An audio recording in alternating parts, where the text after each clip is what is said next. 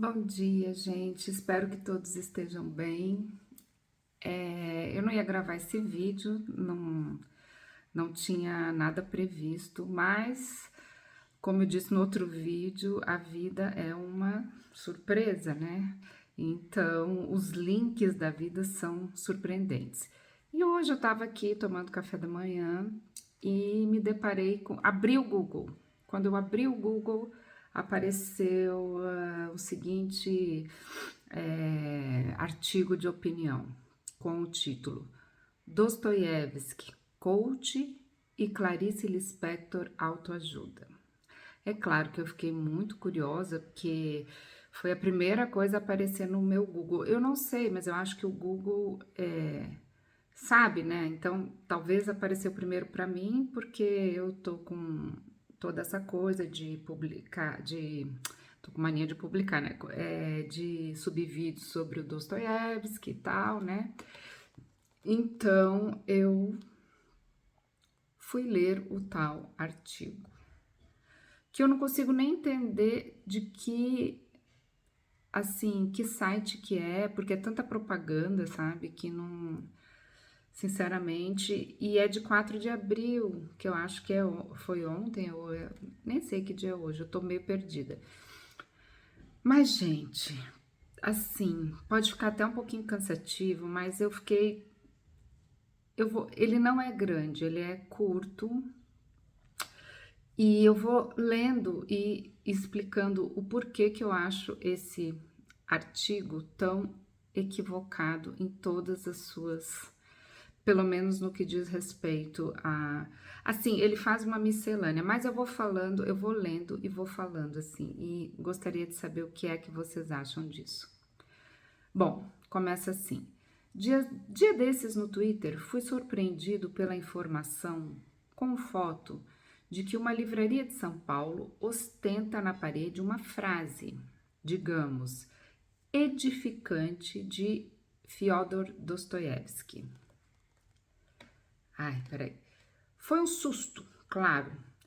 Quem conhece vida e obra do genial escritor russo, nascido em 1821 e falecido em 1881, autor de clássicos como Crime e Castigo e Os Idiotas, sabe que seus textos são densos, pesados, psicológicos, entre aspas, angustiantes, tudo menos edificantes. Bom, vamos por partes. Como assim? Como que você pode ser um conhecedor da obra de Dostoiévski? Porque aqui ele diz que é um conhecedor da obra de Dostoiévski. Ele está dizendo que quem conhece a vida e a obra do genial escritor russo sabe que a literatura de Dostoiévski não é edificante. Gente, é inacreditável que alguém possa falar uma bobagem dessas achando que tem, sei lá, não é possível. Que leitura simplista é essa de Dostoiévski, que você simplesmente por ter um texto que é literário, que é denso e que pode sim ser muito angustiante, pode ser pesado sim, é sim psicológico e não entre aspas. O que o fato de um texto literário ser assim tem a ver com ser ou não ser edificante? Bom, eu acho isso uma ignorância atroz, gente. Por quê? Ignorância no sentido de ignorar. Toda boa literatura é edificante. Ponto final. A literatura é e sempre será algo transformador na vida das pessoas. Pode ser que nem todas as pessoas se transformem, se tornem pessoas, enfim, até melhores, vou usar esse termo aqui, lendo e lendo e lendo literatura. Mas todos os críticos sérios, vou aqui até usar todos os, enfim, para usar algum tipo de argumento de autoridade, todos os acadêmicos, todo mundo que tem convívio com a literatura sabe sim que ela é edificante, né? Eu não olhei no dicionário o significado da palavra edificante, assim para falar exatamente, né? Mas é algo que tem o poder de transformar a sua vida, de fazer você refletir através de um espelho ou de, como eu posso dizer, me fogem as palavras até porque eu fiquei muito chocada com esse artigo.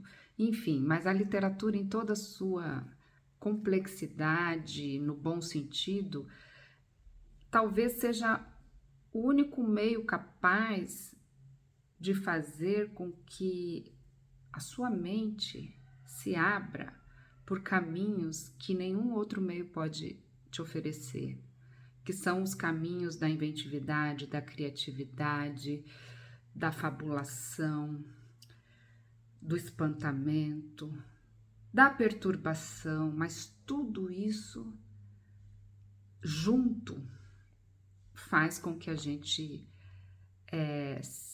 se edifique. Isso é óbvio.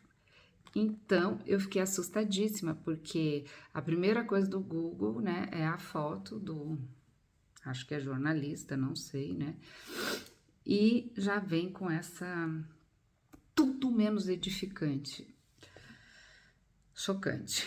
Bom, aí ele continua, mas o fato é que o pessoal da livraria conseguiu pensar do sublime os irmãos Karamazov, será que ele leu mesmo? Não sei.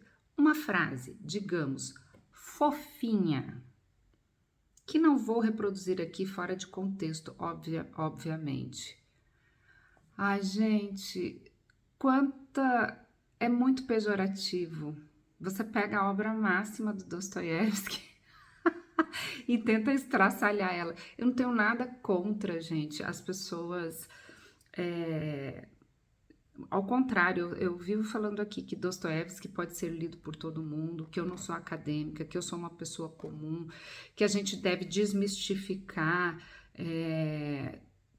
tudo que diz respeito a achar que você não pode ler literatura, que você tem que ser um grande gênio para ler literatura, que você tem que ter mestrado e doutorado para ler literatura. Eu sempre fui contra isso. Agora, por favor, não vamos vulgarizar um escritor dessa magnitude. Isso não vai fazer com que ninguém tenha vontade de ler Dostoiévski. Não vai fazer, você só quem lê isso só vai e não conhece Dostoiévski só vai dizer, ai, pois é, né? Que coisa.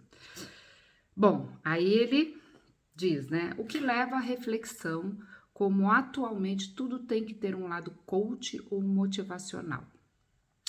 Infelizmente, a literatura, ou pelo menos parte da cadeia criativa e consumidora dela, está embarcando nessa política de que livros têm de ter uma mensagem, um lado positivo.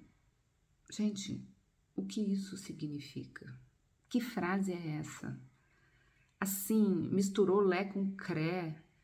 Eu entendo que hoje tudo virou coach, que isso virou uma piada, que tudo tem um lado motivacional, mas 99% dos coaches têm uma linguagem própria e sequer tocam em aspectos literários. Isso não faz parte do universo coach. Dostoiévski não faz parte do universo coach, e se fizer é de forma muito aleatória, e que bom se fizer, porque daí tem alguma coisa boa nisso. E aí esse cara vem dizer, eu tô chamando desse cara, né, gente, porque é demais, que os livros não têm mensagem alguma e não têm lado positivo. O que isso significa? Dizer que a literatura não tem nada positivo? O que é a literatura, então? De que serve a literatura? se não nos trazer todo tipo de emoção, inclusive as positivas?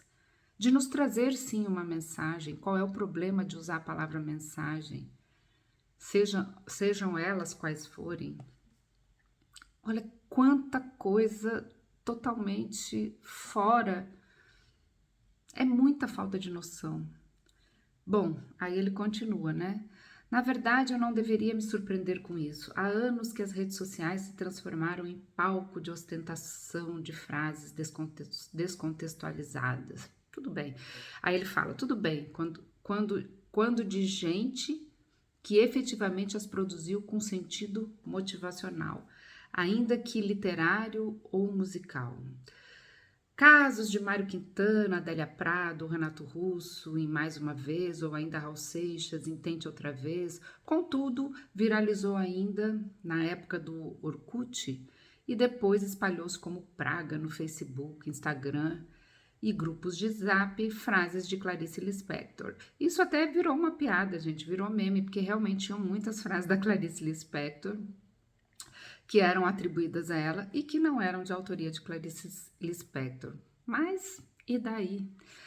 Caio Fernando de Abreu, Ana Cristina César, do argentino Jorge Luiz Borges, muitas das frases totalmente apócrifas, fakes, ou seja, eles simplesmente jamais disseram ou escreveram. Aí coloca um peso nisso, assim, meu Deus, quem vê pensa que ele leu toda a obra desses autores que ele cita, né? Tenho minhas dúvidas, minhas dúvidas. Porque para você afirmar que a frase não é tão categoricamente, você tem que ter lido toda a obra de Clarice Lispector, toda a obra de Fernando de Abreu, toda a obra da Ana Cristina César, toda a obra do Borges, e por aí vai. Vamos lá. A imitação da Rosa... aqui. Outras... que eles jamais disseram escrever. Outras tantas até da lavra deles, olha que palavra. Mas iradas de conexo. Explico com um exemplo. Tiradas de contexto, eu acho que é isso que ele quer dizer. Explico com um exemplo. Clarice, no excepcional conto A Imitação da Rosa, aborda o tema da loucura crescente e do tédio, a partir do cotidiano sutilmente opressivo da protagonista, que espera o marido Armando chegar para um jantar com amigos. O conto é denso e a loucura da personagem vai sendo tecida pela autora, até que em dado momento, tenso no diálogo de duas personagens, Laura diz: dar rosas é quase tão bonito como as próprias rosas. A partir daí, essa frase ganha as redes sociais e serve como texto de abertura de perfis fofinhos, provavelmente com fotos avatar de moças religiosas ou ainda de jovens exibidas de biquíni. Gente, o que tem a ver o Lé com Cré? O que tem a ver, assim, meu Deus... Peraí que voltou o texto, que é aquelas coisas que o texto volta, é cheio de propaganda. De novo, ele se remete a um conto de Clarice Lispector, pega uma frase que, ok, tirada do seu contexto, ela pode ter outro significado, mas todo mundo sabe que a literatura não está engessada em qualquer tipo de situação. E que você pode sim pegar uma frase e se você quiser tirar ela de contexto e usar no seu perfil, tá tudo bem. Mas ele diz que provavelmente isso está em avatar de moças religiosas e de jovens exibidas de biquíni. Olha o machismo. E eu não sou dessa coisa de... militância feminista extrema, mas olha quanto machismo embutido nessa frase sem sentido. Não que nenhuma tenha obrigação de ler Lispector ou saber do contexto de cada frase solta no mundo, mas por aí também vemos como aos poucos descontextualizamos obras significativas. Se elas são significativas, por que você distrata essas obras dizendo que elas não são nada edificantes, porque elas tratam de assuntos densos, pesados, psicológicos? E criamos um mundo paralelo de frases feitas sob medida para agradar, quando na verdade serviram apenas de pilar para textos densos e que querem fazer refletir. Oh. Essa cultura da descontextualização gera outros simplismos. Parte das pessoas simplesmente, após não exigir o contexto, passa a sequer exigir certeza da autoria. Aí vem uma parte que eu adoro. Recordo que uma amiga querida há uns anos postou uma frase até bacana, mas com um adendo. Não sei se dessa autora tal. De qualquer forma, achei bonito e resolvi postar. Em mensagem privada, educadamente registrei que ela, como professora, deveria postar apenas com certeza da autoria. Gente, o que é isso? A mulher disse que não sabia qual era a autoria, se a autoria era de fato da pessoa. E aí ele manda uma mensagem privada dizendo que ela não deveria postar, sendo que ela disse: gente, eu não sei qual é a autoria, mas eu achei bonito, eu não sei se é realmente ela. Levei um esculacho e um sermão de que eu não deveria me preocupar com postagens dela e tendo-se aborrecido, o texto é extremamente mal escrito, desculpa. Ela se aborreceu. Tendo se aborrecido, ela se aborreceu. E passou uns anos sem falar comigo. Eu entendo, eu acho que ela usou isso de pretexto porque ele deve ser muito chato. Não, muito chato. Assim, você não vai numa mensagem para dizer, você não deveria ter postado uma foto. Que isso, gente? Que coisa mais sem sentido. Enfim, não quero ser chato. Ele sabe que ele é chato. Isso é uma coisa boa. Talvez seja a melhor parte do texto, quando ele assume que ele é chato, que policia as postagens alheias, mas é necessário, como apaixonado pela literatura, será que é mesmo? Registrar que nem Dostoiévski é coach. Gente, é demais. E que nem Clarice é autoajuda. Como não são Guimarães Rosa, Cortázar, Garcia Marques, Machado de Assis, Balzac, Augusto dos Anjos, Jean Genet, Simone de Beauvoir, são escritores e escritoras que se empenharam para, através da escrita, investigar a alma humana e fazer um mapeamento de suas tensões e crises. Podem e devem ser lidos como tal. Olha que coisa mais contraditória. Ele acaba de dizer a função da literatura, cita um monte de autores que provavelmente ele não leu a obra toda e explica como isso deve ser lido e diz que isso não é autoajuda e não é e que não é coach, não é autoajuda. Tudo bem que esses termos coach e autoajuda são desgastados e insuportáveis, gente. Mas a questão não é essa. Eu lembro que quando eu fiz o primeiro vídeo do Dostoiévski aqui para o canal, eu falei, Dostoiévski é a salvação, ou alguma coisa desse tipo, eu não me lembro. E quando eu estava vivendo a morte do meu irmão, a doença do meu irmão, eu tive como grande aliado a literatura e a obra de Dostoiévski. Porque sim, é ajuda, é autoajuda, por mais que o termo tenha sido totalmente vulgarizado, enfim, desgastado, é um termo meio ridículo, porque os livros de autoajuda não são, baixa, são livros considerados livros que quem é chique lê literatura não pode ler, e eu já li muito livro de autoajuda legal, não tenho nenhuma vergonha de dizer isso. E aí ele diz isso. E aí ele termina, que bom, né? Que uma hora termina. Mas pretendo terminar estas mal traçadas linhas, gente. Que clichê, desculpa. Se ele é capaz de falar tanta coisa assim, eu vou ter que ferrar. Mal traçadas linhas é demais, né? É o clichê do clichê da péssima escrita, mas tudo bem. Com bom humor. recordando do texto que escrevi há alguns anos sobre uma mensagem que recebi num grupo de Zap sobre lições de Shakespeare para viver mais e melhor. Entre as dicas do genial bardo, outro clichê, né? Autor de Hamlet e Rei Lear estavam dar mais atenção para os amigos, oferecer flores à pessoa que você ama e olhar mais vezes o sol nascer e se pôr. Até aí, por mais que eu soubesse que Will jamais escreveu isso, Will deve ser o Shakespeare, né? Jamais escreveu isso, tudo bem, o problema estava na última dica, atenda menos o telefone. Pensei em dizer no grupo que o telefone foi inventado por Graham Bell em 1876 e que Shakespeare morreu em 1616. Mas como achei que a dica seria útil para muita gente ali, preferi o silêncio. Aí no final tem uma frase: segue o jogo.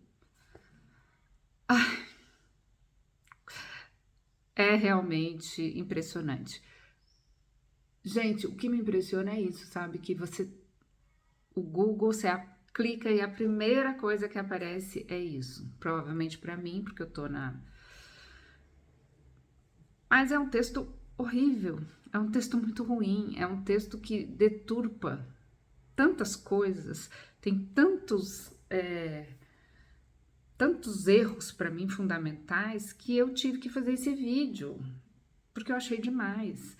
Então, assim, provavelmente ninguém vai ver esse texto, eu não sei se ele vai estar no Google de todo mundo, eu não sei, mas no meu aparece, e ali se eu não fico rodando, fica aparecendo esse texto horas e horas e horas. Mas o que eu termino aqui, né, dizendo que quanto equívoco há nessas pessoas que se acham pseudos intelectuais, que estão acima de tudo e todos e vêm com quase receitas prontas para dizer aquilo que a literatura é ou não é. Provavelmente esse cara não é um intelectual, né, gente? Você vê que pelo texto, o texto é muito fraco, tem muitos clichês, mas não é tão incomum você ver opiniões que podem até seguir por essa linha. E é triste você ver que algo que é tão pouco divulgado, que é a literatura no final das contas, né?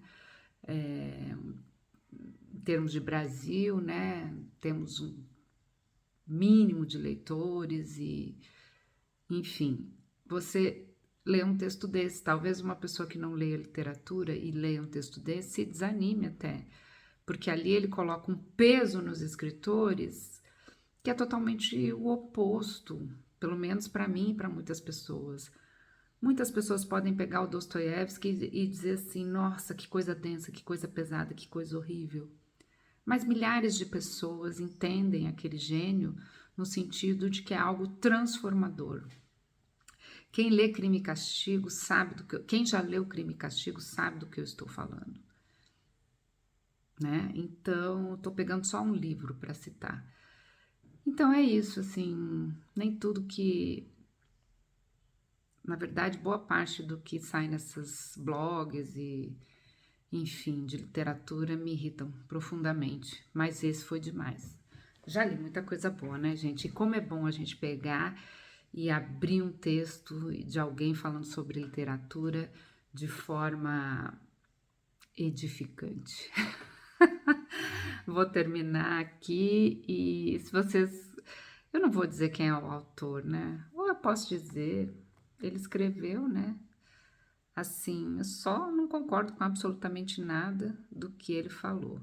Eu não sei qual é o saibamais.jor.br, opinião, e o nome da pessoa é Sevas Carvalho. Sei quem ele é, nunca tinha lido nada dele.